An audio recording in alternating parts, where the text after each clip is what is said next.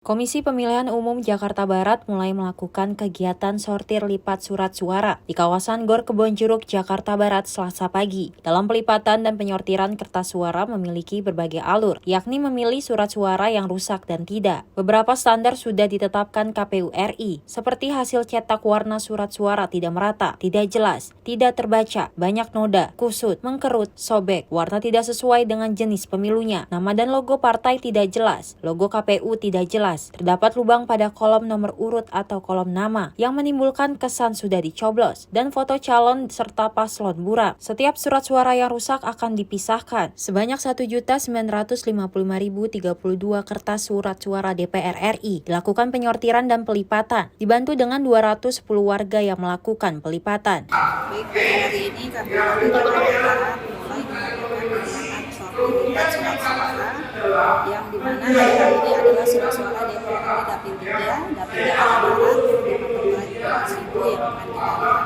Oke, ini melibatkan siapa aja Bu di dalam Yang melakukan petugas sortir lipat di sini adalah warga Jakarta Barat. Jadi kita siapkan total ada berapa Bu yang melibat? 210 petugas sortir. Kalau untuk alur pelipatannya seperti apa Bu aturannya Bu?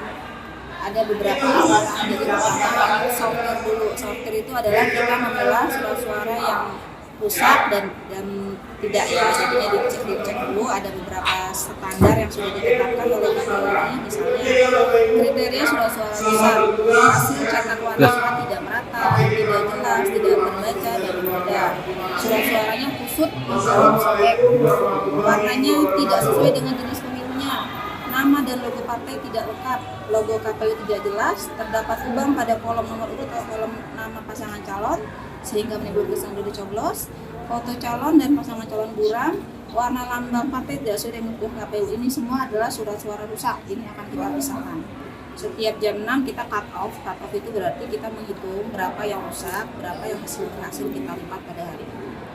Nah, selanjutnya walaupun ada sedikit cacat cetak, tapi masih bisa digunakan. Misalnya hanya ada bintik-bintik kecil di luar area pencoblosan, terus ada garis tepi yang terpotong, terus maupun ada beberapa gangguan yang tidak terlalu mencolok, maka itu masih dianggap layak digunakan.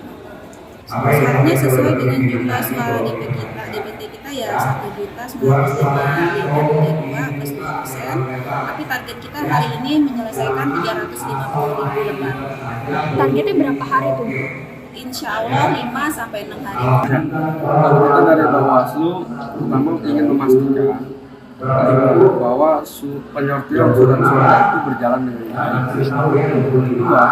Kedua, di hari pertama ini juga kita ingin memastikan berapa surat suara yang kategori rusak dan berapa surat suara yang memang masuk dalam kategori aman.